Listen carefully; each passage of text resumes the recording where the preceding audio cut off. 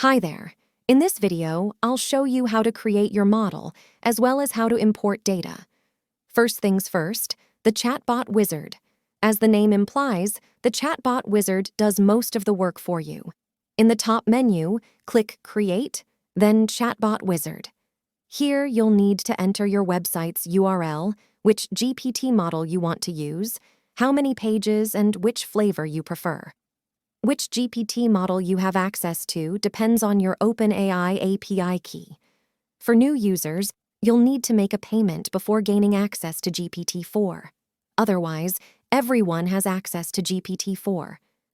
The amount of pages is the amount of individual pages from your website the wizard will crawl. For example, the landing page is one page, Contact Us page is another, About Us is another. The flavor is which predefined system message your chatbot will have, basically which rules it will follow in conversations. This can be changed later, so you don't need to worry too much about it during this step.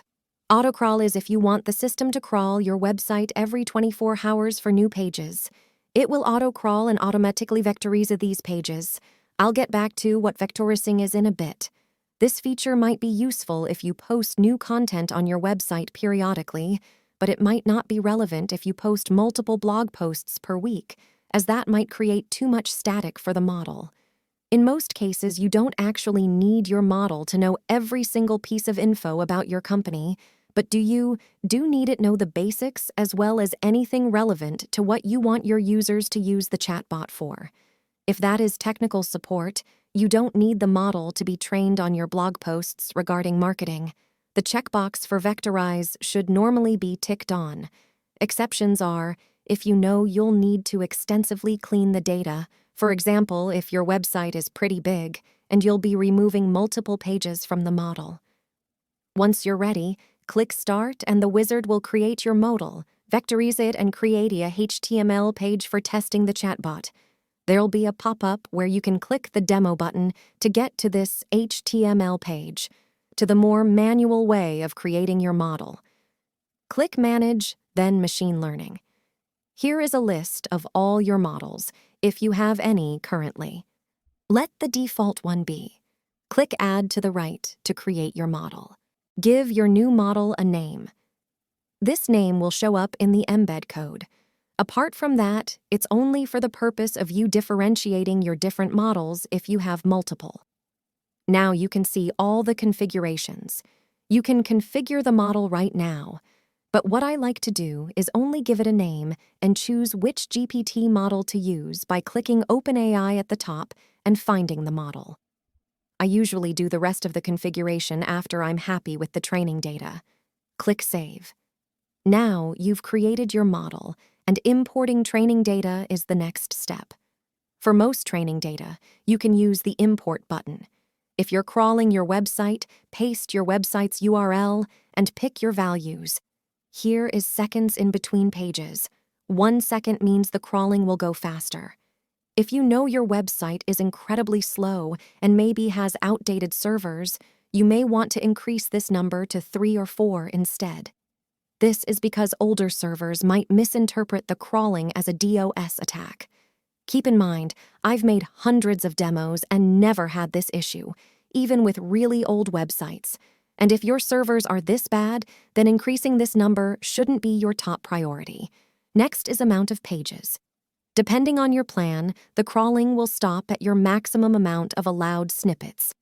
A snippet is a piece of training data, and one page is typically broken down into anywhere from 2 to 10 snippets. While we estimate around 100 pages for 500 snippets, that is an approximate number, and the amount of snippets is what matters. Your website might have more than 25 pages, though, so you can increase this number. Alternatively, if you're just doing some testing with your first model, you can decrease this number to around 10. Lastly is character count for completion. That means the amount of characters a snippet is required to have before it's actually imported as training data. If the character count is lower, the system will simply ignore it and not import it. This is good because you won't end up with 100 snippets only saying things like, "Subscribe to our newsletter today," with no other valuable information. But to make sure it'll import images, the number should be around 50. If you don't want to import images and only want high-quality snippets, increase this number to around 150 to 200. Summarize at the bottom means that if a snippet is too long, in other words, it has too many tokens to be used as training material, the system will get ChatGPT to summarize the snippet before importing it. This is useful so that you won't have to split up training data manually later, but is not recommended for content that is required to be very technologically accurate, for example, for tech support chatbots. Otherwise, this is a great feature. Click Import, and the system will do its thing. You can do other work or leave the computer in the meantime. This process can take a couple of seconds or a couple of minutes. Most models finish crawling somewhere between 1 to 15 minutes, depending on the amount of pages and how much info is on each page. Next is how to import files. Click Import again, and at the bottom, click Advanced. Prompt and completion should be left as is. Choose a file or click and drag. You can import XML, JSON, YAML, or CSV files from here. Summarize works the same way here. The system will do its thing as soon as you pick your file, and you can leave the computer or do something else until it finishes. Next is PDF files.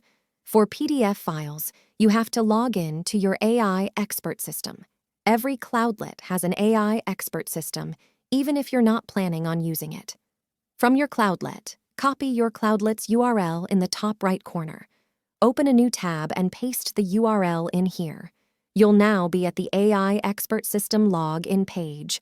Log in using the same username and password as you use for your cloudlet. At the top, click Import.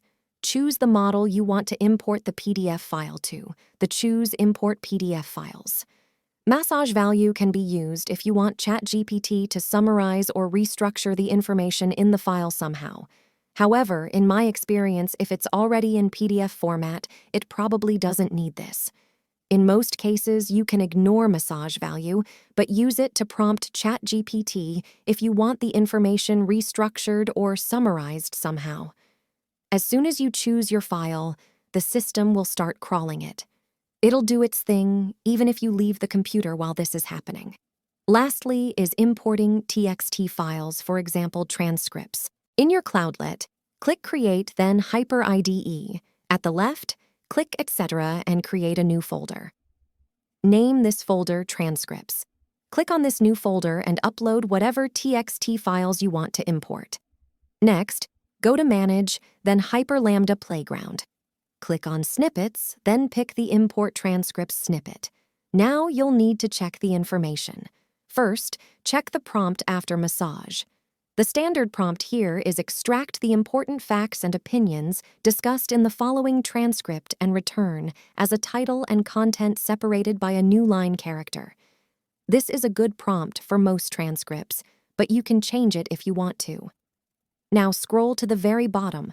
Around the top, you'll see Type FU. Change FU to the name of your model. Note that nothing else should normally be changed in this snippet unless you know what you're doing. Now click Run at the bottom. Depending on the length of the transcripts or TXT files, this might take a couple of minutes and the system will again do its own thing even if you leave the computer. Lastly, go back to the machine learning menu. The last step is to vectorize your model. Our platform uses VSS technology, if you're familiar with that. If not, vectorizing basically means that you're confirming for the model that this is the training data it should use, and the system gives the training data values, which is used to match it with questions. Why vectorize? Training would mean creating your own machine learning model by training your own ChatGPT model. This is, however, slower, much more expensive, not supported for GPT-4, and it needs 10 to 100 times as much data to yield the same quality as vectorizing does. There are some exceptions, but unless you're in the medical field or dealing with laws, you should probably use Vectorize.